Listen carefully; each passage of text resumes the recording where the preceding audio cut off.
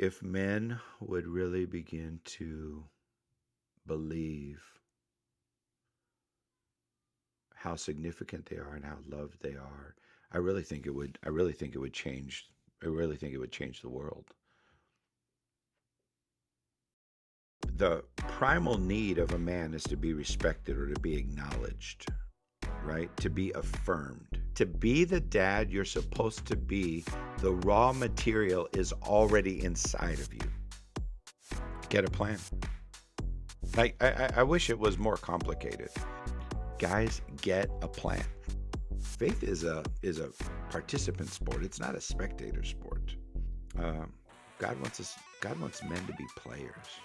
For too many men, uh, the grind literally grounds them.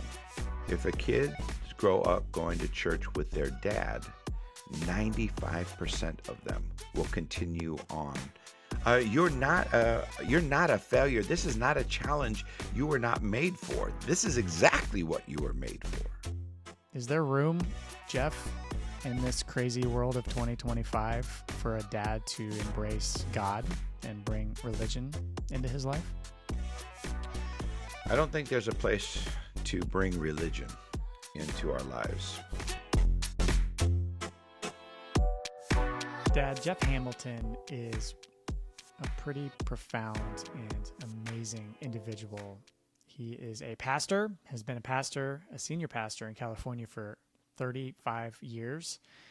And he has the Dad Academy, which is what we talk about a little bit today. But most importantly, we talk about how to be a better person, how to embrace Jesus, if that's something you're interested in doing, and how to guide our kids to be much better little people when they turn into big people. This is one of the most profound conversations I've had. I walked away with it pretty much in awe of this man and the lessons that he taught me. And I know 100% the lessons he will teach you in this message and in this podcast are going to be great. So thank you. And join me as we start our discussion with Jeff Hamilton. Hey, thank you, Ryan, so much for having me, and to the folks in the to the audience. What I don't think that a man really often realizes what a privilege it is to number one, to just be a dad.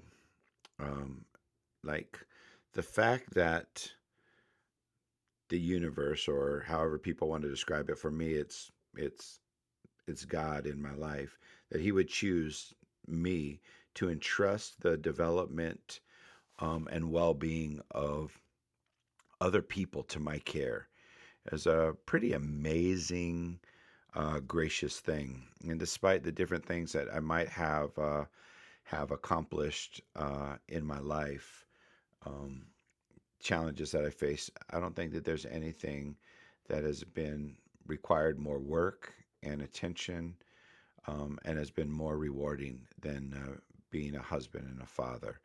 And man, I think it's the best thing that I've ever done with my life. And even though my kids are grown, right, 29 and 27, I have a daughter-in-law married to my son, and my 27-year-old is trying to figure out her life living in Brooklyn, New York, which is about as far away from where I live as possible. Yep. But seeing them approach life with confidence and competence and courage, man, is such a rewarding thing. And to be able to share, um, because the reward of raising kids is seeing them grown, and the change of the relationship that begins to take place. And so, like Stephen Covey used to say, if we begin with the end in mind, then we're able to forge a way forward. And for all the dads listening, for even yourself, I'm just telling you, the you're in the sweet spot of life right now. I would go back to those days, um, man, in a heartbeat. No matter how hard or challenging it seems that it may be, those are the favorite things, memories of my life, is the things that involved my involvement with my family. So cherish it, man. That's always the thing that scares me the most, Jeff, is and people talk about it all the time. You have a total of 18 seasons with each kiddo that you have, at least in their young years, right? Yeah, And by the time they get to the point where they're walking and they're talking and they're engaging, then you only have, 10, 12 seasons left, and the time just yeah. goes so fast. So the point is well taken. I mean, it's nice to see now that you have your two kiddos, they're grown, they're doing things in the world. You've succeeded in that, and enjoying the time that we have and not wishing that away. That's something I remind myself of every day. 936 is the number of weeks you have. As you mentioned, 18 seasons.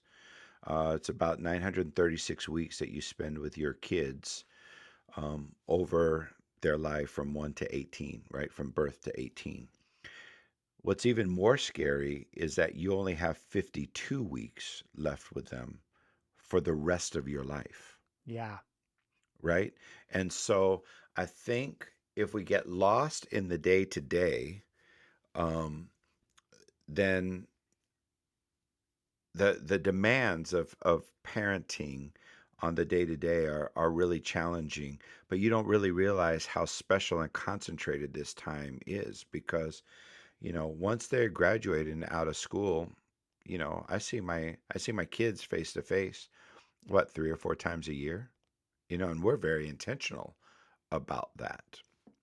And so, this is one of those things that what you sow, you will reap. In fact, one of the things my wife always does is make sure to remind me to call my mom. And one of the reasons why that's important for her, for me to call my mom, is because what I sow into my mom, she's believing my son will sow into her, right? And so this kind of thing, this season of training and shaping is really a wonderful thing. And I just want to tell you, I want to tell the dads who are listening, you can do this. Like you've really been made for this. To be the dad you're supposed to be, the raw material is already inside of you. And we just have got to find some tools and some systems that can help us mine that so that we can accomplish this amazing opportunity that we have in the shaping and the formation of people who will be a benefit to society and make a difference in the world. You really touched on something there that I think is incredibly important. And this is even off of what I was initially going to ask you for kind of the first question, but it's so important. You know, dads these days have such a burden on their shoulders, a quiet burden, a burden that they can't share with anybody else. Moms oftentimes have their groups, they have their support systems. Dads have the burden of trying to support and hoping to support their family both financially, keeping that roof over their heads. They wake up in the morning, they go to their job, they try to help out their wife. They come home, they do their best if they can, if they're engaged, to engage with their kiddos. And then they go to bed, they wake up and they do it over again. And that monotony, that stress can weigh and often, like we talked about, lead you to wishing away these finite moments that you have with your kids. So I guess that would be the first question for you, Jeff, is what are some options? What are some techniques that we can use to break that cycle to really both engage with our kids and help to have those moments really matter? You speak to a really important issue. If I can kind of go back to the first um, thought of that question, Thoreau makes this observation that he said that men live lives of quiet desperation. With the way that you're nodding, our listeners can't see that, but it often resonates. Not only is it something, a quote that we may have heard, but for every man, when he hears that, there is that resonance in his own soul. Yes, I always want to do more. I always want to do better, but the grind of life is just unending. And we use that word because for too many men, the grind literally grounds them, right? Yeah. It leaves them uh, unwhole and kind of broken at times, or unfulfilled, or unsatisfied, wanting more from life. And we live in a culture that tries to define for us what success looks like, that tries to define for us what contentment looks like. Um, and it is often related to achievements or uh, material measurements. And yet, in a spiritual context, the thing that makes one healthy is a condition of one's soul. It's the sense of who you are. And once we get out of a system that is broken, right? The system that we live in church, we kind of call it the world, like it's some kind of bad thing. But um, we live in a system where your worth is determined by what you produce, right? Even our paychecks are a measurement of this, and it's really difficult for men because men, the primal need of a man is to be respected or to be acknowledged, right? To be affirmed. And so our paychecks are point of affirmation. And if we don't find fulfillment in our work, and I don't know about you, but I mean, I remember when our kids were this age, I was not coming home to a lot of like, "Hi, honey, how was your day? Oh, thank you for going out there and slaying the dragons today." As soon as I was coming home, it was like, "Hey, we got one going to little league practice. We got another one going to dance practice. What are we going to have for dinner? What are we going to, and she's coming in, so many families today are even dual income, Yeah. dual work families, which adds a whole nother layer on top of this.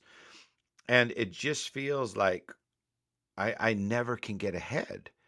And when we understand as a man that the things we do are not trying to earn love or prove our worth, but we do those things from a place of understanding our own value and significance. Like when you really think that God respects you enough to have entrusted lives to you, like we don't think about the first time you're going to let your kid go on a sleepover to his friend's house. Think about the first time you're going to let them drive somebody in their car. You're going to want to know all the details about that family. You're going to want to know all the details of their friend. Where are you going? What time are you going to be home? All the events that are going to take place. And God just says, you know what? No, here's three. In your case, here's four, right? Your wife and your two sons and your little girl. Like that's a high level of trust and value and worth that has already been uh, attributed to you. So I think our job is, wow, okay, what I've been entrusted with something that's really, really valuable and significant. So how can I approach this intentionally? And I think one of the things that's frustrating for dads is most dads at best are responsive to the things that are happening, right? It's coming at you at such an incredible pace. Worst case scenario is you're reactive. Well, what happens if we could get ahead of that and have a long-term goal, right? Stephen Covey, going all the way back to 7 Habits of Highly Effective People, talk about having the end in mind. What's your dream? What's your dream for your kids, right? Well, that being realized in their life has a lot to do with our investment and intentionality in coming alongside of them and with God, seeing their lives shaped and formed into who He has created them to be. And when we do that, I think I think guys just need to know you've been designed to do this. Ryan, you've been designed to be an amazing dad, and everything you need to do that is already inside of you. For our listeners, You're not a failure. This is not a challenge you were not made for. This is exactly what you were made for. And all of these other things that we do with our employment and our vocations, our hobbies, our interests, are all tools that are accessible to us as we partner with God in the shaping and the formation of these amazing people. There's a quote that's attributed to Da Vinci, and as he was carving the um, amazing piece of art, the statue of David. And you've probably heard this. And you know, he said there people would ask him, how did you do this? And he said, I just kept chipping away what wasn't necessary. Right? Like the statue was already in there. I just had to remove enough stone so that it could come out. And I think that that's what we do in the shaping of our kids, um, in the that we're just keep chipping away at stuff till we get a picture of who they really of who God's designed them to be, and to help kind of affirm that. What are some of the challenges in that vein and in that light, external or internal, in 2025 that you see dads facing or being faced with that are complicating their ability to be that engaged person to chip away that stone? The, I'll call it the outsourcing of parenting. So what I mean by that is I'm not talking about like iPads and technology. I am talking about that I'm a athletics coach as well. I volunteer at a local high school. It's because of my conviction being that next to dad, coach is one of the most important people in a young person's life. If you're an athlete, and I have the privilege of getting to coach some pretty high level athlete. I'm just an assistant. I'm not the head. Um, but um, like I see all these kids who, not only are they involved in sports year round, but they have specialized trainers, and the parents are putting in so much money thinking that they're giving their kids all of these incredible opportunities. And yet, if you just watch the major league draft that took place on Sunday, like the thing that they were looking for was athletes, not just baseball players, well-rounded people. And I think that too many times there's a pressure from our culture, and especially men, right? We gravitate towards where we affirmed. Well, if some other guy has his kids in private dance lessons or piano lessons, or as they get older, SAT tutoring, there is always something that is demanding of our time to require things of our family that go against the things that historically have been used in the shaping of our character, right? I love sports because I think that they're such a great tool for shaping lives, but what, 1/10 of 1% of athletes ever go to make a career out of this? So like, it's a tool. It's not the thing that kids should be giving their lives to. So we outsource our parenting to coaches, to leaders, to teachers, right? Even at school. How much time does school take, and homework and all these things? We're like, well, I'm not a professional. And so we've outsourced parenting to quote unquote professionals. Or a You're screen? the you're the professional. You're it. And unless you are intentional about creating time and space to cultivate relationships with your children and to discover who they are, I'm not against any of those things, but I'm against the way that they impose themselves on our family, on our finances, and on our schedule, and the priority that they take instead of some of the things that probably would be more beneficial in the long run, in the creating of healthy families, of healthy relationships between siblings and moms and dads. um, a, a pitching coach, a shooting coach, a track coach can't do those kinds of things for you. It only happens when parents become intentional um, about the job that they have at hand. There's a meme that I've really come to gravitate toward lately, and it's just a illustration of a dad sitting on a park bench. You can see his thoughts, and he's thinking about finances and the next trip he's going to take, and all the stuff that he has to do at work, and he can just see all this anxiety in his head. And then he's sitting next to his little boy, maybe 5 years old, 4 years old, just looking up at his dad, just excited to be sitting with him. So, I mean, when you're Yes. talking about presence, when you're talking about the little things that you can do and not outsourcing it, Jeff, I mean, I think that's incredibly important. Just get down on your knees, look your kiddo in the eye, and answer their question when they've asked it for the 20th time, because Yeah. that's what they'll remember, and that's how they're going to continue to move forward in life. Well, there's a great quote. We use it in the Dad Academy book. Is that they won't become they won't become what you teach them to be. They will become who you are. Right. So our model of the way that we navigate through life, because one of the things you learn that our kids should learn from us as parents is how do you navigate conflict? How do you uh, develop resilience and demonstrate perseverance through challenging times? How do you navigate difficult relationships? How do you prioritize your life?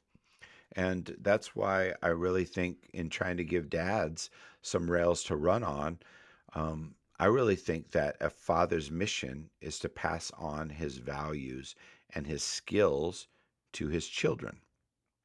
And that doesn't happen accidentally. It happens through an intentional process with number one, a dad having some self awareness about like what is important to him and what are the things that really make their family tick. And then also passing on the kind of skills that you have to your kids because everything that we know how to do, someone has taught us. But if I can go back to your meme for a minute, one of the most practical things that a dad can do is anytime you go somewhere, throw a kid in a car with you, Yeah. right? Um, Opportunities going to and from practice are incredible opportunities. I'm trying to work right now. Yeah, I love that one. I love it Yeah. because that is what our life. That's what's in our head.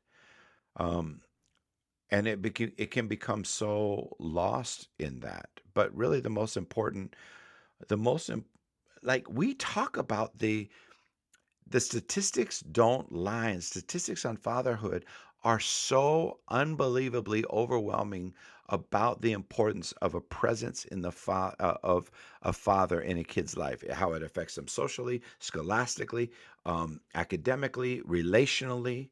Like the it's off of the charts of the impact that it has. But dads just have to understand that their presence alone is something that is significant. If that's significant, think what happens when we start to become Really even present. more intentional Yeah. about those kinds of things in our lives. I like your point about just bring them with you in the car. And I struggle with this. I need to work on it too. Is all right, I've got my kids in the car, but I've got this thing in my ear and I'm listening to a podcast. I'm listening to you talk, Jeff, on a lot of the things that you do. Just pull that out, make some time, ask them how their day was. Yeah, That's a good point. and we would do silly little stuff at dinner, right? We were a high low family when we sat around the family dinner Yeah. table, and that wasn't every night. I just to know, but like we made sure to create like a family culture that said, these kind of things are our priorities. This is the things that we are going to build our schedule and our lives around.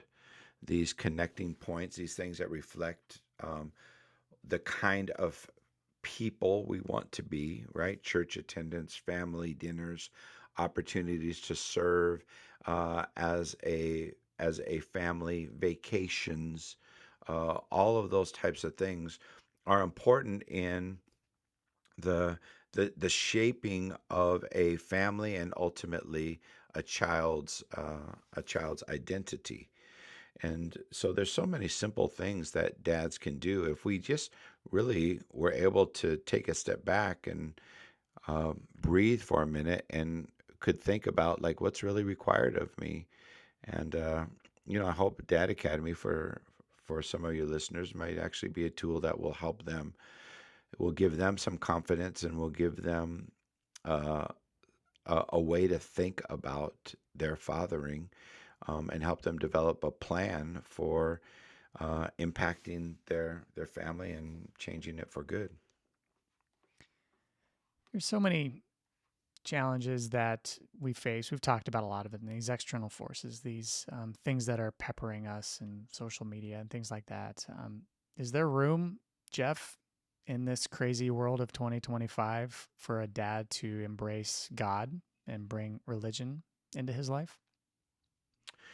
I don't think there's a place to bring religion into our lives because again it can it can easily slip back into one of those more performance mode issues, right? Because for me, I grew up in this my entire life. I am what we call a PK. I'm a pastor's kid. There's a reason why there's a stereotype that most pastors' kids are kind of rebellious, and I don't know if you know this, but in our circles, that's a most most kids who grew up around the church, especially if their parents were leaders, many of them don't continue down that path because they saw a contradiction in the way that publicly things were presented and the way that it actually happened behind the scenes. That's not the case with me. I'm grateful for my parents and the example and the way that they showed how our life was integrated. And so a relationship with God and some of the tools that come along with that that help to shape us and help to form us are really really important. You know that um, if kids go to church with their mom, only 25% of them will continue on with that as adults. If a kid grow up going to church with their dad, 95% of them will continue on with that as a part of their lives because of the example that is set. And if I can, let me share with you one of these, um, a very important concept to me as I get to speak into people's lives, not only in this area of spirituality and relationship with God and faith in Jesus Christ as we've been developing, but um, like if I was to say that an individual has integrity, we see that as a really wonderful, beneficial thing, right? That they're a person of character, they're a person of substance, that their word means something, that they follow through, right? But Ryan, I'm going to ask you, what does it mean to you when I say that a building has integrity Yeah, I mean it's the foundation, it's the skeleton, it's the thing that keeps it upright and stiff, and but it's strong? just the shell and strong. Yeah. So to me, right, integrity and integration, right? It's the way that the building is tied together that makes it strong. And so I want my child's life to have integrity, not just as a character trait, but as an inner strength that they can build a skeleton that they can build their life on. In the book of Colossians, there's this really amazing verse that says, Christ is all and is in all. And what we want to see is not just a list of to dos, right? I go to church on Sunday, I serve here, I make charitable donations here, I try to do unto others as they would have, I would have done to me, love God, love my neighbor, all of these wonderful things. I don't want a to do list.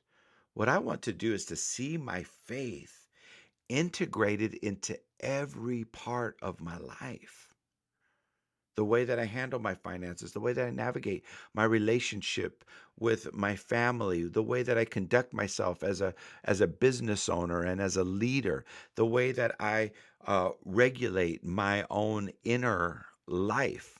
Right, mental health is such a challenging issue, especially among men. We've seen it grow in the last 5 years, and I think it's because men start to see that their inner structure of their life, when it's built on performance, when it's built on seeking out affirmation, it begins to scrumble, to crumble, kind of like the three little pigs, right? The wolf comes and blows the house down. um, when our life is integrated, and one of the things that's so amazing when we have a faith conversation is that the word integrity or integration come from the root word integer, which means one or whole. And what God wants from our life, right? He says, love the Lord your God with all your heart, mind, soul, and strength. That every part of our lives, he is integrated in. And because of that, not only do we have strength, but um, there's a oneness that we share with God that begins to become something that we build our lives on. Throughout the scripture, there's all types of metaphors. We want to be people who build our house on the rock, not on the sand that can be washed away. Right? We want to be able to weather the storms of life. And it happens when we begin to build our lives on and around the right things. And I think that Christ is integrated in that piece. And there's some instructions for parents, even in the Old Testament book of Deuteronomy, that says the things of God, the things that are of value, you talk about them when you get up in the morning. You talk about them when you lay down at night. You talk about them when you walk along the way, right? Because faith is not just something you do, it's something that is embedded into every part of our lives. And it has to become so natural that our kids see it as a natural thing, that we begin to align our lives around those kinds of priorities.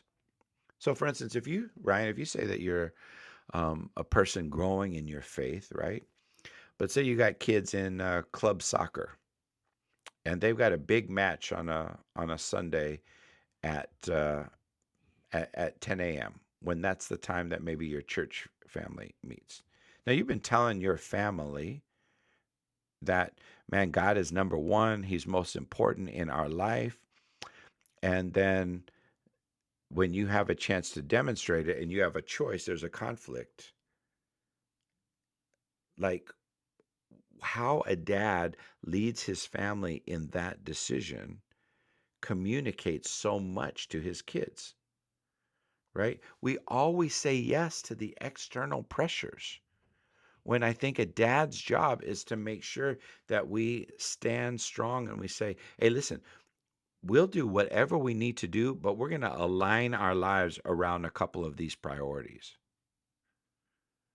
Because it tells a kid, like, if you go to the club soccer game every Sunday and church is, every couple of weeks, what does it communicate to the kid no matter what we say about what's most important? I'm not against all that. I'm just like saying, can't we play the game at noon?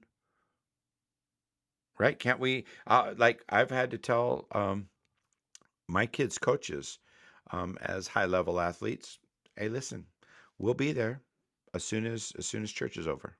Yeah. Now that doesn't mean like there's not a special occasion when we've traveled out of town for an event, and I mean, even as a senior pastor, I have to miss church occasionally, right? But what's the pattern? What's the habit? Because our behavior reflects our values. Well, it's so interesting when you talk about the checklist component of it, from a faith perspective. And I really came into this, and now that I reflect on it, based on what you just said, in a really unique and interesting way, because my parents never once took me to church growing up in my 43 years now. And just wasn't something that we did. We felt that we had an ethos as a family. We felt that we had, morals, and that, that wasn't necessary. Fast forward after COVID, moving up to northern Colorado, we created this tribe of men. It was one of those things like we talked about earlier. It's lonely being a dad, right, Jeff? So seeing other podcasts and things, and people saying just get a group of 5 to 10 other guys, not your drinking buddies from college, guys that are in your sphere, that have kids, that want to improve upon their ability as a father, that are professionally higher than you. So we created that group, and every once in a while, Jeff, they would just prod me, especially one of my best friends, Michael. Hey, I'm going to Timberline Church in northern Colorado. You're welcome to come anytime. And they just prod and prod. And finally, we relented, right, Jeff? And we went.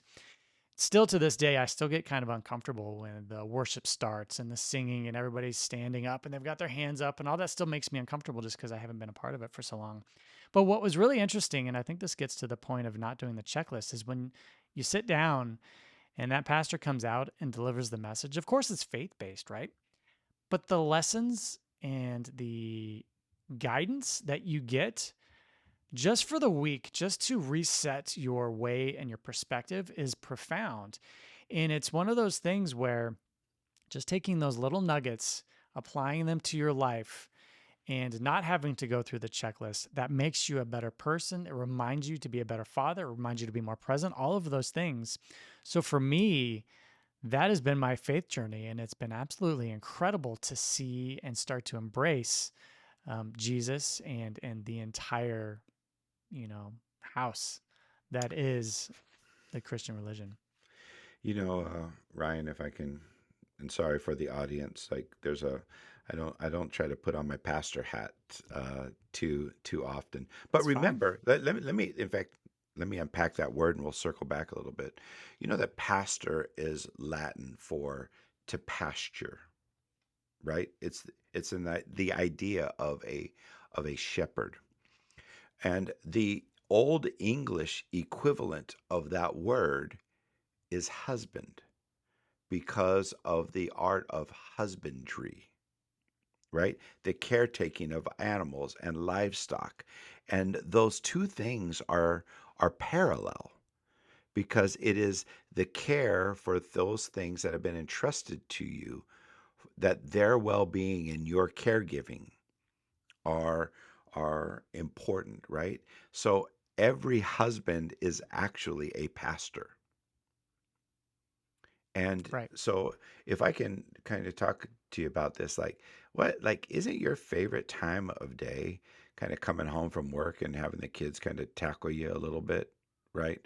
Or having them snuggle up in the recliner. Always. I know it sounds a little weird, but I still wish there were times that my 27-year-old daughter would kind of snuggle up in the couch next to me. That's just not her makeup. But every we say that every kid needs to hear these three things from their dad. I love you, I'm proud of you, and you're good at dot dot dot, right? That they're seen. Well, if like one of the reasons why the singing or this weird kind of karaoke thing that in church is the only thing that you do, right? You put these words up on the screen and everybody claps along or sing, and we have this great band that's leading Yep. us, and but all they are is their prayers that are set to music. And they are ways that we express to our Heavenly Father, I love you. I appreciate you. I'm thankful for you. I'm willing to meet with you. And I say that part of the gathering, which often does make most men nervous. Most men, we don't sing well, we don't, not very musical, or and there is a little bit of awkwardness to this. We don't experience that awkwardness if you're going to a Rockies game and somebody hits a home run. Everybody stands up. What do? Throw their hands in the air and wave them like you just don't care. And Yep. you go to a concert and you're singing along to the songs, that I think when we open up our hearts to participating and not just being a spectator, because faith is a faith is a participant sport. It's not a spectator sport. And the more that we kind of just give ourselves to that process, to that engagement, um, God is looking to make players of men. Um, it, Sitting in the stands here at Angel Stadium in Anaheim, just because I got an Angels jersey on, just because I got the Angels clubhouse hat, if I'm eating nachos in the stands, I'm not playing, I'm watching, no matter how much gear that I have. Um, God wants men to be players. He's made us to be. And some of that has to do with just us learning to get over. I think one of the reasons why that's an important part of our journey is that we're learning to be less self conscious and more God conscious. We're learning to become more aware of His presence and participation in our life. If I can turn down the noise in my own head and my own kind of distractions, we're much more comfortable with the information, but the encounter part is a little bit more challenging because we're not quite sure how to engage. But I promise that if you will allow yourself to kind of move through that discomfort, any new skill in our life, any new relationship comes with embedded a little discomfort that we understand that we want to kind of grow through, because there's nothing more powerful. I would even encourage you at least once a month, don't send the kids to the kids class. Yeah. Have them sit with you, because they get to see now dad, like, well, what does dad do when the singing starts, when the praying that is set to music starts, right? How does dad listen to the thing that the person says? Dad can introduce me to his friends who are around, and I start to get a sense of my larger community, because the church is the last place in society for intergenerational relationships to really be cultivated and developed. And so that's another reason why I think that this journey of allowing God to be integrated with our lives and allowing faith to start to become the path that we walk on is such a significant step, especially for those of us who are fathers, because of the long term impact and influence it has on the life of our kids. And then taking the next step. I mean, that's kind of where I'm at, Jeff, is, starting to embrace that. And thank you for that guidance. Is really don't be the spectator, embrace it. And then, all right, is moving forward and taking that deeper walk, getting a baptism, those type of things. That's kind of the next step for me. So, any advice for other dads that are kind of in that mode of, all right, I'm feeling this, I want to move Yeah. forward more? Well, I tend to think like the act of baptism is kind of like the wedding, right? Nobody stands up at the altar with their bride and be like, "Oh, yeah, I think I love you, and I'm willing to spend the rest of my life with." Like that moment doesn't happen. That moment has already been decided, and now the event is sharing that decision with all of the people who are most important in your life. To me, that's kind of what the ceremony, or uh, not the ritual. I actually like the Catholic term, the sacrament. Like Mm-hmm. it's a sacred moment of baptism. You've already made this decision to follow Christ. Now you're just inviting everybody and making this kind of um, public declaration known of your love for God, and the realignment. And again, it's actually following Jesus's example, right? If you would think that anybody who didn't need to be baptized, it would be the Son of God. And yet he still gave himself to the process of submitting his life. It was a sign of his submission to God's will, even for his own life. And remember, there were some significant words that all the gospel writers record that as Jesus came up out of the water, the gospel writers say, and there was a voice from heaven that said, "This is my beloved Son, in whom I am well pleased." And I just want to ask you, like, what had Jesus done to that point? He hadn't done anything, right? In fact, all of his doing didn't start till after that. And I think it's an important thing going back to the kind of perform for love or perform or live from love, from being loved, is the most significant switch a man can make in his life. When he starts to realize that everything doesn't have to revolve around me and my well-being or my recognition or my, like, that reward all comes when you give yourself to the right things. And again, I think one of the things that most men struggle with is that we still feel like we have to earn God's attention, that we never measure up, that we always are failing in some point, and that, like, I disappoint God, especially men who've had unhealthy relationships with their family of origin. If you deal with parent issues from you growing up and shame in your life, it's very difficult to live from a place of feeling loved or feeling valued. And yet that's what God says about us. And when that becomes the primary sense of identity, where we build our identity from, the whole motivation of our life and the whole capacity for our life is increased, and our motivation is shifted because we're able to now live life not trying to create value, but from a sense of purpose, knowing that I have something to contribute and something to offer those that have been entrusted to my care, because I know that God loves me and he is pleased with me.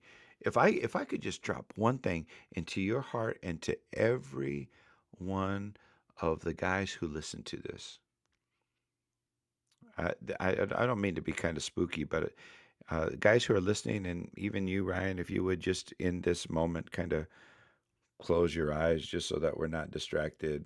Just I want you to hear. I want you to hear God say how proud He is of you. He's proud. He's proud of us, and we have His favor and His blessing. We don't have to earn it. We can't deserve it. We already live with it once we have responded to the love of God that's made real in our life. So, men, you are His.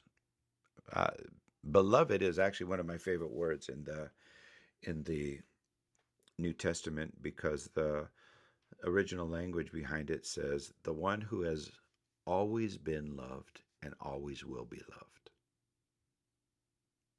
The being loved. Um, and you are, the scripture calls us the beloved. The scripture calls us sons. And while there are maybe things that you as a parent, may not agree with that your children do, it never changes your love for them. It never changes your belief for them. And if men would really begin to believe how significant they are and how loved they are, I really think it would. I really think it would change. I really think it would change the world. I agree. So, Jeff, you've obviously taken your 35 years of ministry and the guidance that you just gave us, and you are called to do more. Your kiddos are out of the house, they're successful, they're doing what they need to do, and you're looking back on these things and you're looking at dads like me, and you're saying, listen, we have a plan. I have a plan for everything. I'm in Scottsdale right now on business, but I had a plan to get here. I have a Right. plan for the trip that we're taking. If we have our future Christmas list that we're going to do, we got a plan for everything, right? But we don't have a plan to be a dad. We don't make a plan for how we're going to do things on a daily, weekly, yearly basis. So you created the Dad Academy. Talk to me more about that. Yeah. So, um, Dad Academy started in 2015, actually.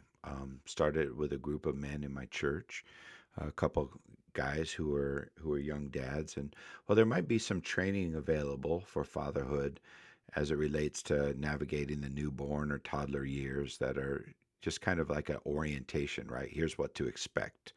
In fact, I still remember buying books when my wife was pregnant with our first one. What to expect when you're expecting, right?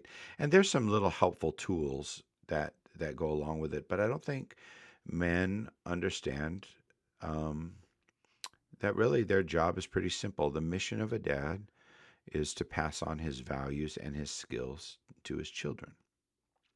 So the first step that has to happen is we've got to be clear about what our values are. And I've done a lot of consulting for businesses. I've done a lot of consulting for organizations.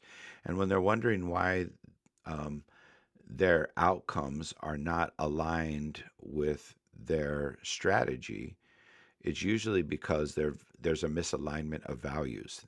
They say that this is important while they measure something else, right?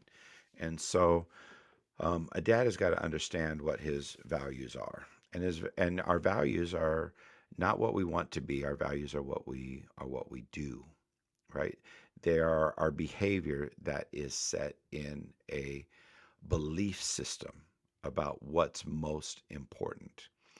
And so, one of the first things that we do in Dad Academy is help guys kind of drill down to really what is important. For example, was in a Dad Academy cohort and had a grandfather who was there and had been very successful throughout his life, was a man of some independent wealth means. And I was asking him, what he really wanted his legacy to be, like one of the things that he wanted to do. And he said, he has two daughters. They're both married, both have young families. He says, I really want to leave $1 million to each of my kids' families. And I looked at him, I'm like, why on earth would you want to ruin their life like that? Because, like, we know what happened. Like, part of the learning curve and learning how to struggle and learning how to make decisions has to do with the way that we manage our money. And if you take away all those constraints, it doesn't really produce any life. In fact, it starts to become an excuse for doing the things that you want to do instead of the things that you need to do. So I looked him right in the eye. I said, why would you, what really do you want? What is it that you really want for your kids? It can't just be financial security, right? What is it? There's got to be something more that you want for them than that.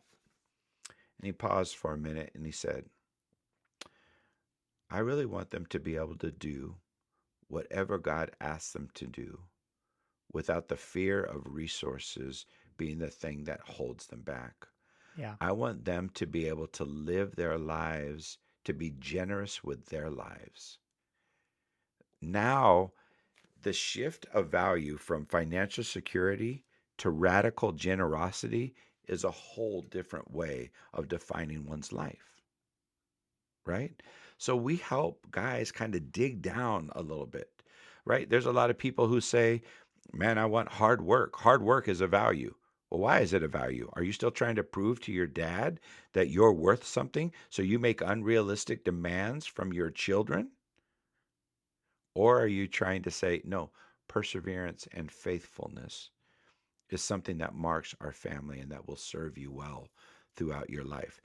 That's different from working hard to kind of gain somebody's attention and affection. Now, not all of our values are great. I mean, I have a story I share in the book of my own values. If we have time, uh, it was COVID, And my daughter had just graduated from college. Poor thing had to suffer through a COVID college graduation, which meant there was nothing. But she was at home, and I remember hearing her and my wife in the kitchen. I had the TV on, and I'm working on my computer. I'm a good multitasker, a typical male ADD, easily distracted. And I heard my wife and daughter talking about dinner that night, and my daughter said, we should really make some broccoli. And my wife said, "Oh, your dad hates broccoli." And I laughed. I do with my whole soul. I think broccoli is a curse on the earth.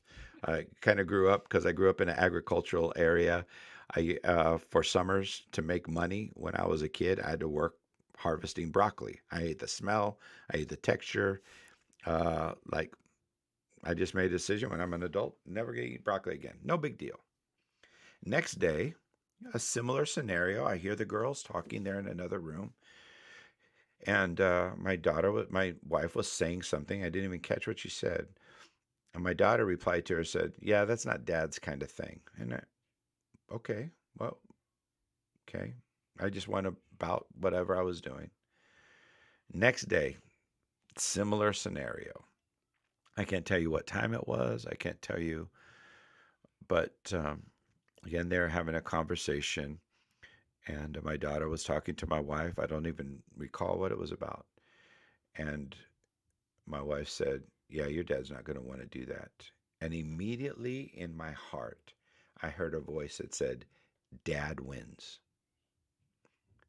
The value of the Hamilton home is that everybody adjusts their life around what dad likes and what dad wants. And I began to cry a little because I want my life to be about serving, and that I know what they like and what they value and what's important. And I didn't even realize that by default I had created an environment where they organize their lives around me. I was glad to identify that that value existed so that I could begin to shift it, right? So so the value identification is an important part in a man's life because it helps to explain him to him. And so then we talk about the skills that a dad has. Everything you know how to do, somebody has taught you how to do. Yeah. I mean, you don't think about it, but you're not far away from having to do the potty training days. Like, who'd have thought that you actually had to teach someone how to use the restroom, right? Could you imagine your oldest still sitting in training pants, right? That like it just makes no sense. Right. Um, so everything that we know in life to do is a skill that's been learned. As toddlers, we teach them to say please and thank you, and to share, and to emotional and relational and practical skills are things that we have. I was just on a podcast with a guy who said, "I didn't have a dad. Nobody showed me how to tie a tie. Somebody had to show me how to shave." Whatever you know how to do, you need to make sure that your kids know how to do that um, as well. And so we help dads make a list of age appropriate things of, what do you know how to do? And if you don't know how to do something, like I wasn't great about managing money, uh, those were just not skills or discipline that I learned early on. So I made sure to have somebody in my life who was coaching me, who also would coach my kids so that they didn't go into life with that kind of deficit. And usually, often, as you talked about your group of guys, like it, that academy really is meant to be a study that is used to create conversations around men, so that they could begin to invest into each other's lives, into each other's children, and then those values begin to shape our choices and our decisions. They begin to shape the kind of things we're going to complement in our kids' lives. They're going to shape the things that we confront or discipline in our kids' lives, right? Um, we always said that we would confront because there were values that were opposite of what we wanted to be as a family. We confronted deceit. You don't lie in our family. You tell the truth. We don't put up with disrespect, whether it's to each other or to the parents. Every person is worthy of honor and respect. And we don't put up with dishonesty, with you just trying to cover your behind or trying to get out of things, right? That's not who we are. We take on responsibility.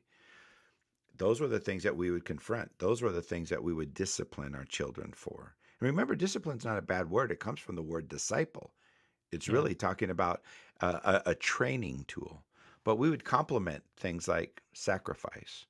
We would complement loyalty and faithfulness.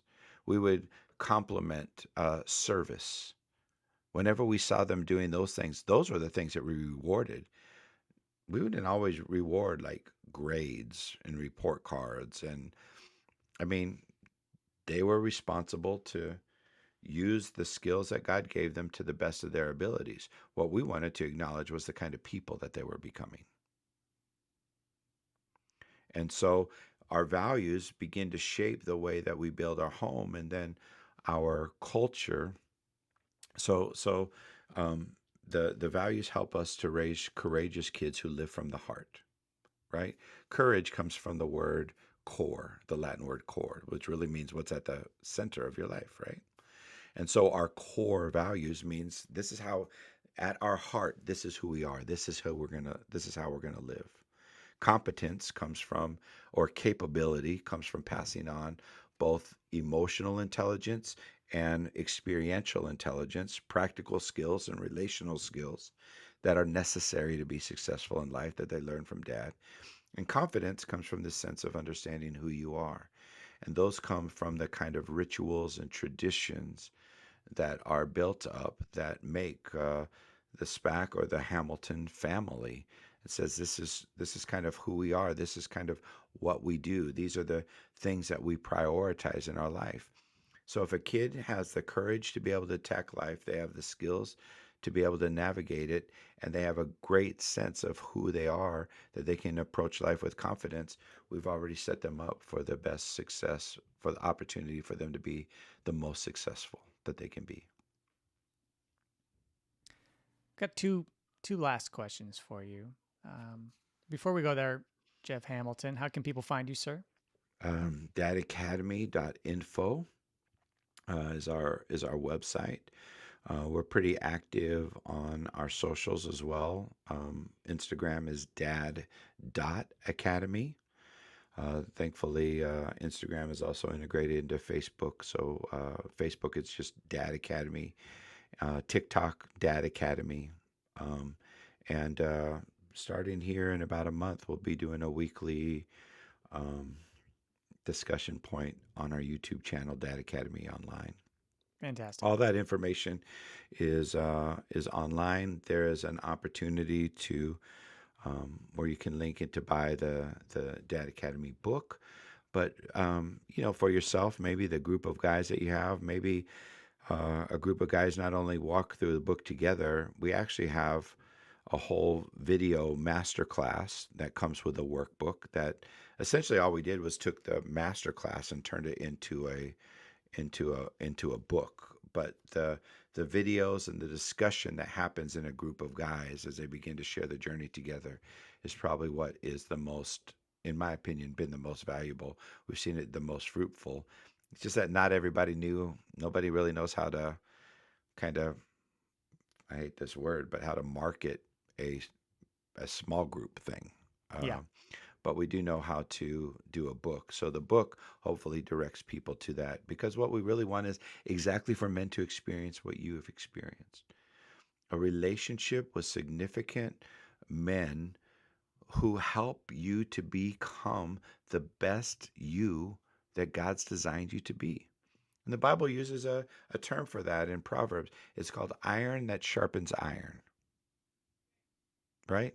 That as men begin to rub up against each other, as they begin to have discussions and conversations, navigate conflict and challenge each other, each of them becomes sharper.